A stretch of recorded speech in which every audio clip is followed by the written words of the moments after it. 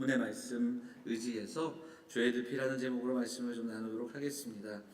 오늘날 그 현대 이스라엘의 국기를 보면 그 별이 하나가 있어요. 이것을 그들은 다윗의 별이라고 이렇게 이야기를 합니다. 제가 뭐 국기를 보여드리려고 하는 것보다는 소개하는 게 아니라 다윗의 별이라고 하는 것을 보면 이스라엘 백성들에게는 아직도 이 다윗이 참 얼마나 오랜 기억 속에, 그리고 그들이 내게 다윗은 얼마나 대단하고 존경받는 인물인지를 조금 생각해 볼 수 있습니다. 그도 그럴 것이 다윗의 삶이 정말 파란만장하고요, 입지전적인 인물이기도 하고요. 그의 통치 기간, 성경을 보면 그의 통치 기간에 이스라엘은 전무후무한 그런 왕국을 이루었던 것을 보면 다윗에 대한 기억이 그렇지 않은가 생각해 보게 됩니다. 실제 그의 삶은 목동에서 장군이 되고, 장군에서 도망자가 되고, 도망자에서 왕이 되는 그런 파란만장한 삶을 살아가게 됩니다. 자, 우리가 사무엘상을 한 2년 전에 나눴고, 지금 사무엘하를 보면서 사무엘상하의 중심에 물론 사무엘이 있고 사울이 있었지만 다윗이 가장 중심에 있음을 보게 됩니다. 자, 그런데 지금까지 말씀을 드렸잖아요. 목동이 장군이 되고, 그래서 골리앗을 만난 이후로 그의 삶이 완전히 바뀌죠. 그래서 전반부의 전환점은 골리앗입니다. 자, 그런데 그 이후에 장군이 된 다윗은 도망자가 되고 광야를 헤매게 되고 때로는 미친 척하고 이런 이야기들이 쭉 나오다가 사울과 요나단의 죽음 이후에 그는 유다 지파의 지도자가 되고 그 다음에 명실상부한 통일왕국의 왕이 되는 이야기가 사무엘하의 이야기입니다.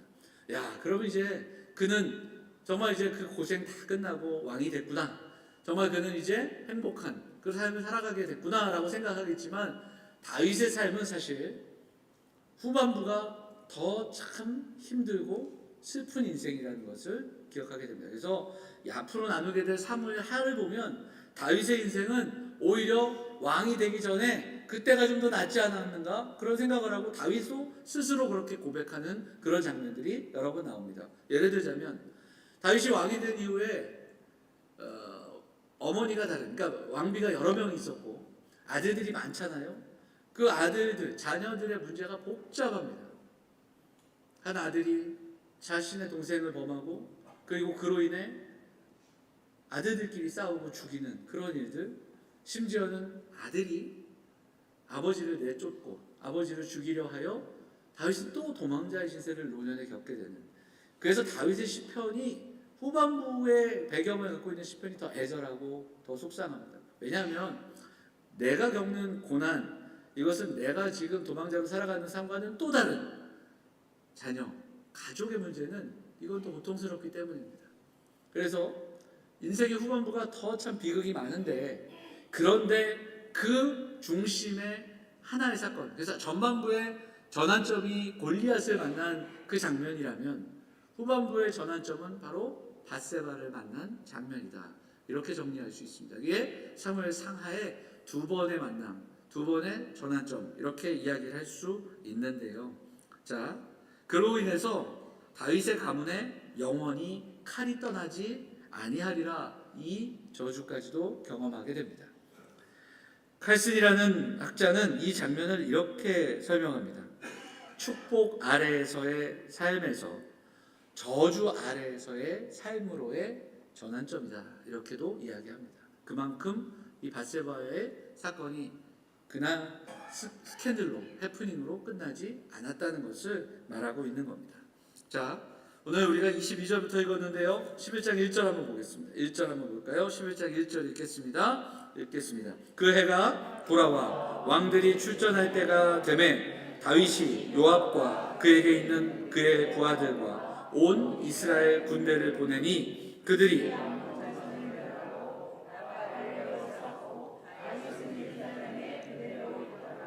이 구절은 다윗의 이 범죄, 이 만남, 이 실패가 어디서부터 시작되었는지를 들려줍니다. 무엇입니까? 있어야 할 자리에 있지 않았음을 분명히 지적합니다. 영적인 태만이다, 이렇게도 설명을 하는데요, 이 비극의 시작에 있어야 할 자리에 있지 않습니다. 10장, 사무엘하 10장에 보면 암몬과의 전쟁이 시작이 됩니다. 그리고 오늘 본문을 보면 왕들이 출전할 때가 되매 이렇게 시작이 되죠. 왕들이 출전할 때가 되매 이 뜻은 뭐냐면 겨울이 지나 봄이 되었다라는 겁니다. 그러니까 고대 사회에서 겨울은 본격적인 전쟁을 할 수 없는, 전쟁이 멈춰지는 때입니다. 그런데 왕들이 출전한다는 건 봄이 되고 본격적으로 다시 전쟁을 치를 수 있다라는 거죠.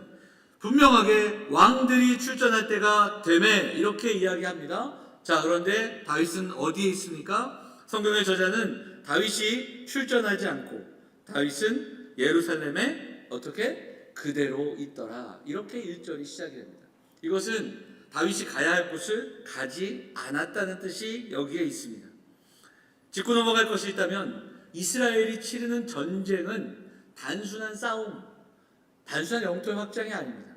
왜냐하면 하나님께서 이스라엘 백성들을 가나안 땅으로 이끄셨고 그 땅에서 하나님의 백성되게 하실 때 한 약속이 있습니다.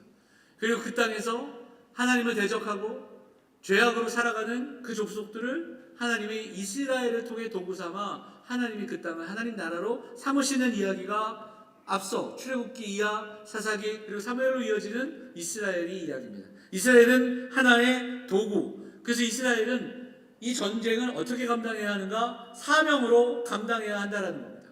그러면 지금 다윗이 어디에 있지 않습니까? 사명의 자리에 나아가지 않고 있는 겁니다. 하나님의 땅을 지켜내고 하나님의 백성을 지켜내야 하는 것이 왕의 사명이거늘 그 사명을 감당하는 자리로 나아가고 있지 않았던 겁니다. 그대로 예루살렘에 있더라, 이렇게 이야기하죠.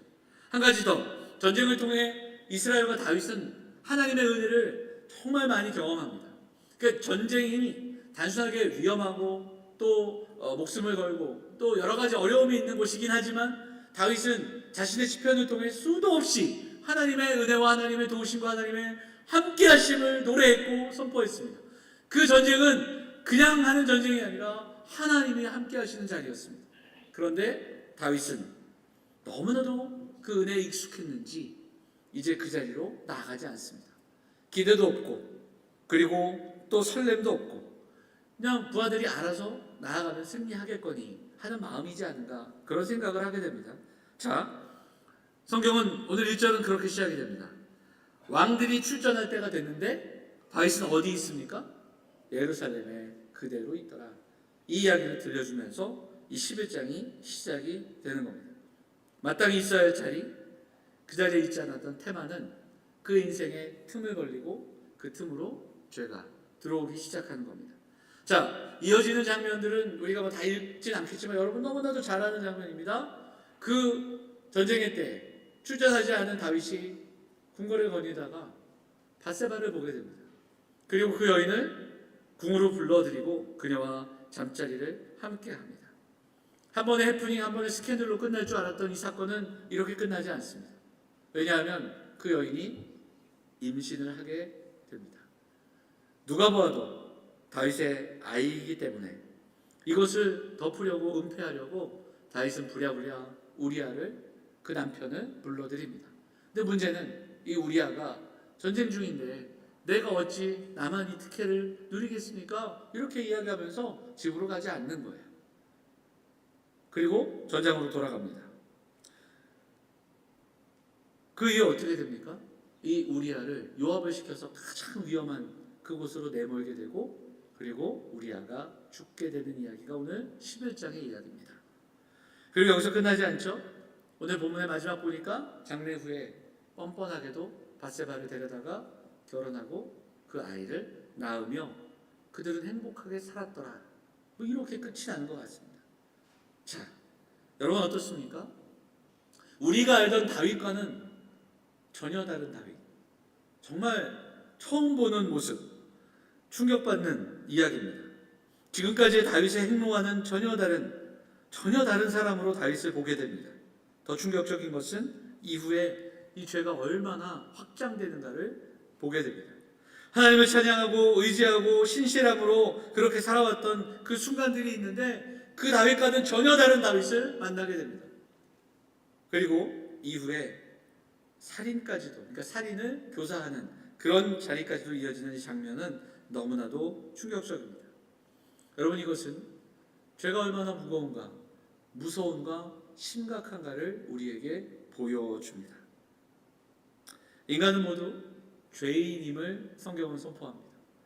의인은 없으며 하나도 없다고 사도 바울이 이야기합니다. 다윗 같은 사람이 어디 있습니까? 정말 그가 쓴 시편과 그의 삶과 그의 고생, 그리고 그 안에서 그가 살아왔던 날들을 보면, 야, 이 다윗, 그러니까 지금도 다윗의 별을 노래하지 않겠습니까? 그런데 그가 이런 파렴치한 범죄를 저지르고 있다라는 겁니다. 간음했죠. 그리고 모함했죠.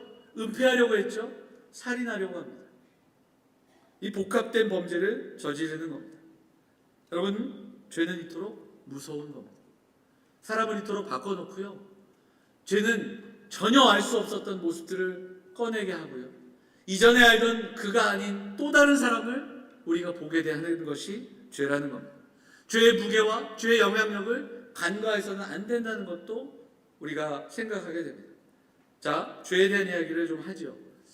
그 로버트 슐러라는 목사님이 한국에 오셨을 때 목회자들한테 교회 성장학을 가르치면서 첫 번째로 가르친 게 죄 설교하지 마라, 죄에 대한 이야기 절대 하지 마라, 이런 이야기를 했대는데, 정말 죄에 대한 이야기는 무겁습니다.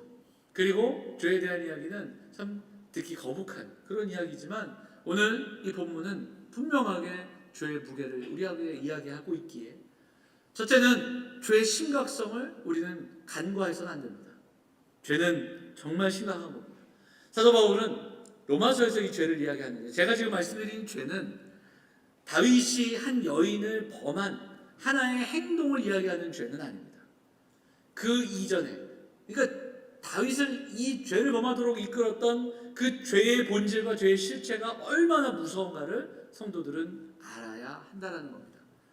바울은 로마서에서 구원에 대한 이야기를 로마 성도들에게 들려주고 싶은데, 이 구원에 대한 이야기를 써내려가는데 어떻게 써내려갑니까? 1장, 2장, 3장에 무슨 이야기부터 꺼내요? 죄입니다. 우리는 모두가 죄인이라는 이야기를 먼저 써내려갑니다. 그 이야기를 한 장도 아니고 두 장도 아니고 3장, 4장까지 이어지는 이야기 속에서 죄의 심각성, 그래서 초대교회 성도들에게 죄의 위험함, 죄의 무게를 이야기합니다. 죄는 우스운 것이 아닙니다. 그리고 우리는 그 죄 앞에 생각보다 약한 존재들이라는 것을 분명히 기억해야 됩니다. 다윗을 보면 한 번의 스캔들로 끝날 거라 생각했을 겁니다. 하지만 그 결과 어떻게 됩니까? 아이를 갖게 되고, 그리고 은폐하려 하고, 그리고 살인하는 이 일까지, 이로 인해 전장에 더 깊숙이 우리아를 보낼 수밖에 없는 그런 다윗과 요압의 이 이야기를 우리는 보게 됩니다. 죄가 죄를 부르고 더 큰 죄를 저지르는 악순환, 그래서 죄의 심각성과 우리는 또한 죄의 확산성을 보게 됩니다. 다윗의 간음은 거짓과 불의와 살인으로 이어집니다. 그리고 아까도 서두에 말씀드렸지만 여기서 끝나느냐? 그렇지 않아요. 다음 주에 나단 이야기를 통해 다윗의 이 이야기와 회개, 그리고 그로 인한 열매들을 보게 되겠지만, 다윗의 자녀들이 이렇게 행하는 범죄를 보면 이 음란함에서 멀어지지 않습니다. 그리고 그들의 이 모습들이, 그 죄악이, 그 반역이 어떠한가를 보게 됩니다. 동일한 범죄가 끊이지 않은 것을 보게 됩니다. 죄의 무게, 심각한, 그리고 또 죄의 확산성을 우리는 잊지 않아야 합니다. 그리고 마지막으로 죄는 뻔뻔합니다. 내가 얼마나 죄인인지를 우리는 깨닫지 못합니다. 죄의 마지막 단계를 양심의 가책이 사라진 상태라고도 이야기를 하는데요, 우리가 오늘 읽었던 본문의 25절을 보면 우리아의 죽음을 듣고 이야기하는 다윗의 이야기를 보면 참 뻔뻔합니다. 다윗이 전령의 이야기를 듣습니다. 우리아도 죽었습니다. 그랬더니 다윗은 전령에게 이렇게 이야기합니다. 걱정하지 말라. 칼은 이 사람이나 저 사람이나 삼키느니라. 이 얼마나 오만하고 얼마나 뻔뻔한 이야기입니까? 괜찮다는 겁니다. 이 이야기 속에는 요압에게 시키는 대로 잘했다라는 칭찬이 오히려 담겨있는 그런 장면과도 같습니다. 우리아를 전장으로 내몰아 죽게 만든 다윗, 이것은 불가피한 희생이다. 뻔뻔하게 이야기합니다. 그리고 27절에 보면 장례가 끝나고 이 여인을 데려다가 아내 삼고 아이를 낳는 이야기로 끝이 나죠. 이 장면을 해석하는 해석 중에 이런 해석이 있더라고요. 다윗의 양심이 죄에 완전히 함락되었다.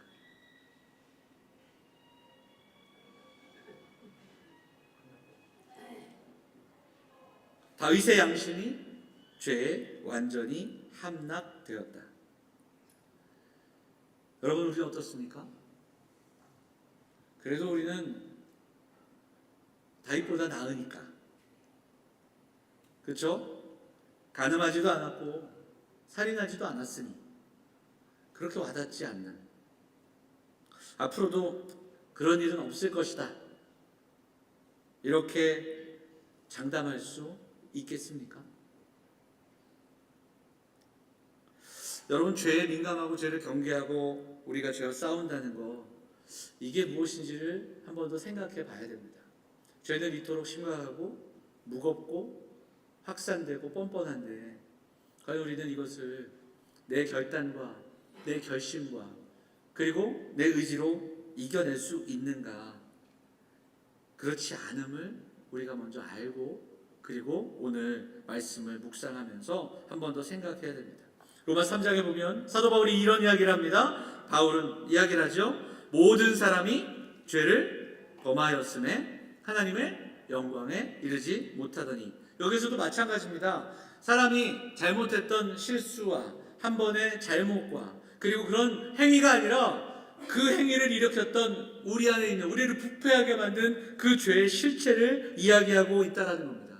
그래서 칼빈은 우리가 어떻게 됐다? 전적으로 부패한 존재들이다, 분명하게 이야기합니다. 의인은 없다, 하나도 없다. 전적으로 부패한 존재들, 우리의 힘과 우리의 능으로는 죄와 싸울 수 없는 존재임을 분명하게 말씀하고 있습니다. 여기서 이 죄는 도덕적이고 행위적이고 심리적인 그런 하나의 행위, 하나의 장면, 하나의 실수만을 의미하지 않는다는 겁니다. 오히려 그렇다면 이야기 나누기가 쉽습니다. 여러분, 다윗처럼 음란한 삶을 살아서는 안 됩니다, 이렇게 이야기하고 아멘하면 되죠.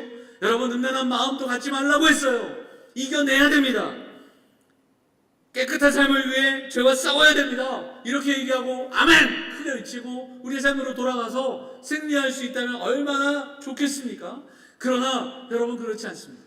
그렇게 쉽지 않다라는 겁니다. 죄와 싸우기 위해 여러분, 날마다 말씀 읽고 부단히 경건한 삶을 살아가십시오. 금욕적인 삶을 살아가야 됩니다. 그래서 중세시대 때 또 믿음의 선진들은 그래서 금욕적인 생활을 하기 위해 또 산으로 들로 기도원으로 그렇게 들어가는 그런 이야기들이 있지 않겠습니까? 그러나 여러분, 우리 스스로 죄와 싸울 수 있다, 결단하고 내가 마음 먹고 회개하고 또 그렇게 나아가면 죄를 이길 수 있다, 착각이라는 겁니다. 여러분, 지금까지 다윗이 어떤 삶을 살았습니까? 다윗의 노래가 어떻습니까? 그런데 그가 전혀 우리가 알던 다윗과는 다른 또 다른 다윗이 오늘 본문을 통해 우리에게 나타나듯이, 죄는 우리를 그렇게 깊은 늪으로 한순간에 빠뜨릴 수 있는 그런 강력한 힘이 있다는 것, 간과해서는 안 된다는 겁니다. 그래서 우리는 오늘 말씀을 보며 하나님께 기도해야 됩니다. 그리고 우리는 작은 마음으로 한 걸음 더 나아가 하나님의 은혜를 구하며 기억해야 됩니다. 내 스스로 죄를 이길 수 없지만 우리에게 하나님의 은혜가 있습니다. 그래서 먼저 우리가 죄의 늪에, 그래서 그 죄의 늪에서 건짐을 받을 수 있는 그 비결은 아닐지라도 조금이라도 우리가 그렇게 살아갈 수 있는 그 모습은 어디에 있는가? 먼저 두 가지를 오늘 우리 묵상할 텐데, 첫째는 하나님의 시선을 잊지 않는 겁니다. 하나님이 보고 계십니다. 불꽃 같은 눈으로 그 눈동자에 우리가 있다는 사실 절대로 잊지 말아야 합니다. 다윗이 우리아를 속이고 사람들을 속여서 자기가 원하는 대로, 너무너무 처음엔 당황했겠지만 그런데 자기의 계획대로 정말 착착 진행되어 우리아가 적진 깊숙이 들어가 죽고, 그 소식을 들었을 때 오늘 본문 25절에 보면 칼은 이 사람이나 저 사람이나 삼킨다, 그렇게 이야기하는 뻔뻔함으로 이 이야기가 덮어졌을 수도 있습니다. 그렇게 생각할 수도 있겠죠. 그리고 심지어는 그 여인을 데려다가 아내를 삼았습니다. 이런 뻔뻔함이 어디 있습니까? 다음 주에 살펴보겠지만 나단의 경고를 듣고도 바로 깨닫지 못하는 다윗을 보면 다윗은 그만큼 뻔뻔해진 겁니다. 다윗에게는 해피엔딩으로 잘 덮어진 것 같지만 오늘 본문, 우리가 읽었던 본문 어떻게 끝이 납니까? 다윗이 행한 그 일이 여호와 보시기에 악하였더라. 하나님은 보고 계셨던 겁니다. 여러분, 십계명을 우리가 잘 알잖아요. 우리가 공부하고 또 십계명을 다 알고 있는데 11번째 계명이 있는 걸 아세요? 부록, 들키지 말라. 네, 그냥 웃자고 한 얘기니까 들키지 않으면 된다라는 그런 이야기들을 할 때가 있습니다. 다윗은 깜쪽같이 들키지 않았다고 생각했겠지만 완전히 실패한 겁니다. 우리 누구나 그렇습니다. 우리도 작은 실수 그리고 또 죄와 부딪히는 일들, 스스로 죄와 싸우고 이길 수 있는 존재가 아님을 알아야 합니다.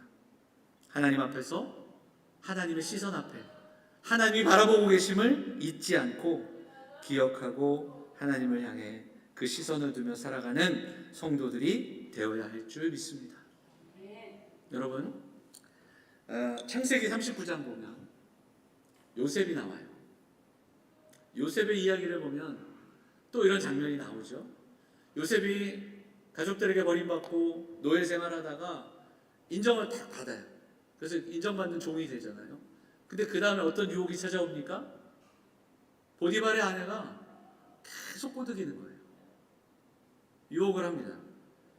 그래서 이 성경을 설명하는 다른 그 외전에 보면 요셉이 굉장히 잘생겼다라는 그런 기록들을 또 하기도 하는데요. 그만큼 여인이 이 요셉을 유혹합니다. 자, 그때 요셉과 이 여인이 둘이 있는 장면들이 몇 번 나오는데 요셉이 그 여인에게 이렇게 이야기합니다. 한번 볼까요? 39장 9절 같이 한번 읽어보겠습니다. 이 집에는 나보다 큰 이가 없으며 주인이 아무것도 내게 금하지 아니하였어도 금한 것은 당신뿐이니 당신은 그의 아내임이라. 여기까지. 그 다음에 그런즉 악을 행하여 하나님께 죄를 지으니까. 자, 이 문장을 보면 잘 생각해야 됩니다. 그런즉 내가 어찌 큰 악을 행하여, 이 악을 행할 수 있다는 말일까요? 없다는 말일까요? 네? 있는 거예요. 있어요. 있다니까요. 큰 악을 행하면 들키지 않으면 돼요. 아무도 모르면 돼요. 지금 이 둘이 있는 이곳은 아무도 모르는 공간입니다. 이미 이 여인이 작정하고 요셉을 유혹하려고 계획한 장소예요. 어느 누구도 없는 장소에서 눈 한 번 딱 감으면 돼요. 요셉이 가족들에게 버림받았습니다. 어린 나이에.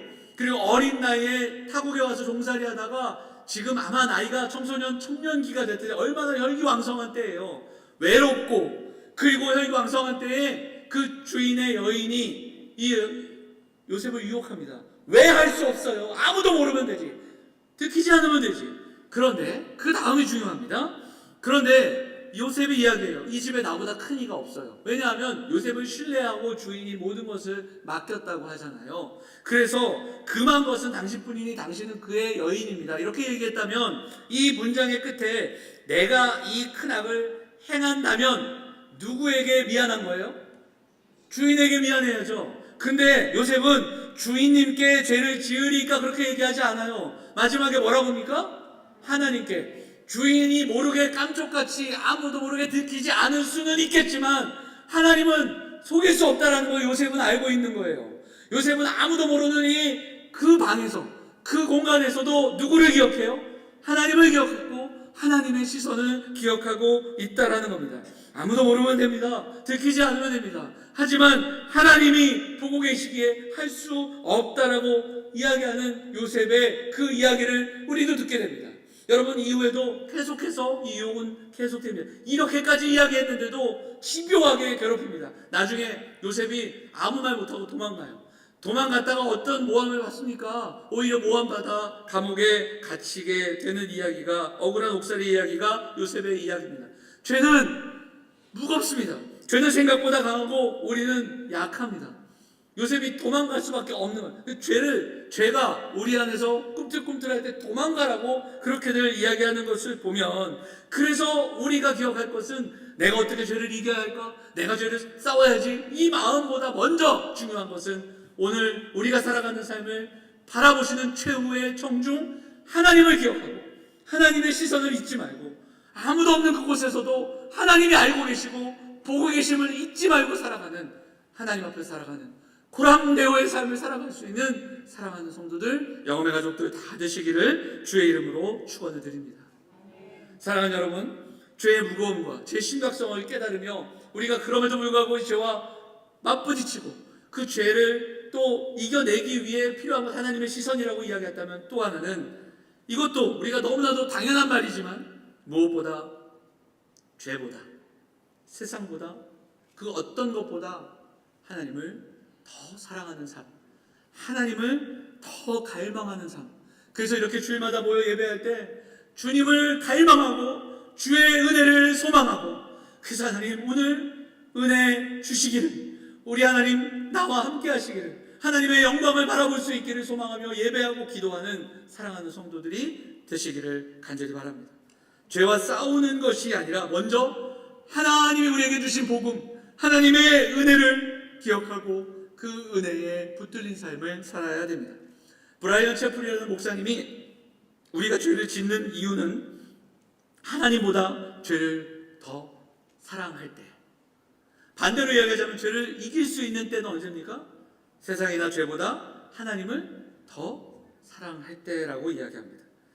이 이야기를 정리해보면, 죄를 이기는 것은 어떤 싸움을 하는 그 싸움의 어떤 그 능력이 아니라 은혜와 사랑에서 출발하고 있다는 것을 강조하는 내용입니다. 예수님께서 공생애를 시작하실 때 제일 먼저 하신 말씀이 뭡니까? 회개하라, 천국이 가까웠느니라. 이 짧은 문장이지만 이 문장에서 회개는 잘못한 것을 돌이키라는 바리새인들의 그 회개와는 다릅니다. 율법을 지키지 않았으니 회개하라, 그 율법의 조항들을 지켜내라, 그 얘기가 아니라는 거예요. 회개하라, 이 이야기는 노니아라는 메타노이아라는 이 이야기는 행위, 죄를 짓지 마라 이 이야기가 아니라 하나님 나라를 바라보라는 얘기입니다. 돌이키라는 얘기입니다. 그 은혜를 향해 삶을 돌이켜야 됩니다. 하나님 나라를 바라보는 겁니다. 천국이 가까워왔으니까, 하나님 나라가 임하였으니 이제는 이 땅을 살아가지만 하나님 나라 보며 하나님의 시선을 기억하며 하나님 사랑하며 살아가라는 강력한 초대의 말씀이라는 겁니다. 사랑하는 여러분, 다윗의 범죄는 죄가 얼마나 무거운가, 죄가 얼마나 심각한가, 우리가 얼마나 연약한가를 보여주는 하나의 사건입니다. 철저히 하나님 의존적이고 우리가 은혜가 아니면 살아갈 수 없는 존재라는 것을 깨닫게 하는 장면입니다. 그래서 우리가 살아갈 길은 오직 하나님 앞에서 회개하고 하나님 사랑하며 하나님 은혜를 구하며 살아가는 것임을 우리가 깨닫게 되는 장면이 바로 사무엘하 11장입니다. 여러분, 우리가 기억합니다. 예배하면 이번 한 주도 정말 말씀대로 살아가야지, 죄와 싸워야지, 죄를 짓지 말아야지, 정말 하나님 선한 삶을 살게 해달라고 이렇게 기도하고 또 간구하죠. 근데 이 결심과 이런 마음만으로 세상에 나가 정말 이 세상에서 죄와 싸우고 승리하며 살아갈 수 있는가? 그렇지 않습니다. 물론 오늘 이 말씀 붙들고 죄의 무거움과 죄의 심각성, 경계함을 게을리하지 말아야 됩니다. 하지만 중요한 건 오늘 우리가 이곳에서 하나님 앞에 예배하듯이 매일매일의 삶 속에서 하나님의 시선 잊지 말고 하나님 앞에 살아가고 있다는 것, 우리들이 살아가는 그 마지막 날까지 최후의 청중이 되시는 그 주님을 기억하고 주님 앞에서 오늘을 살아가는 영암의 성도들이 되어야 할 줄 믿습니다. 죄를 이기는 힘은 후회와 반성과 결단만으로 되지 않습니다. 죄보다, 세상보다 하나님을 더 갈망해야 됩니다. 죄와 싸우는 것이 아니라 그 전에 나는 연약하니 하나님의 은혜를 더 갈망하고, 그리고 그리스도의 은혜를 더 사랑하고, 그 무엇보다 주님만을 구하며 주님의 은혜만을 구하며 오늘도 기도하고 그렇게 나아가는 사랑하는 성도들이 되시기를 바랍니다. 제가 우상에 대한 이야기를 할 때, 우상 숭배에 대한 이야기를 할 때 우상 숭배는 순서가 바뀐 사랑이라고 말씀을 드렸습니다. 세상을 살아가며 정작 예수 믿는다 하면서 예수님은 첫 번째, 두 번째, 세 번째도 아닌 아주 뒷부분에 순서가 바뀐 사랑으로 살아가며 내가 지금 무엇을 먼저 사랑하는지도 구분하지 못한 채 살아가는 우리들의 연약한 모습들을 돌아보고 그 순서가 바뀐 사랑을 멈추고 오늘 이 예배 속에서 지금 주님을 더 갈망하고 주님의 은혜를 더 사모하고 오직 그 안에서 풍성한 은혜를 경험하며 그 힘으로 나아가 세상의 그 무엇보다 주님 사랑합니다 그 고백으로 주님 앞에서 날마다 주님이 싸워주시고 주님이 함께 해주시고 주님이 붙들어 주시는 그 참된 승리를 경험하며 살아갈 수 있는 사랑하는 성도들, 영혼의 가족들 다 되시기를 주의 이름으로 축원을 드립니다.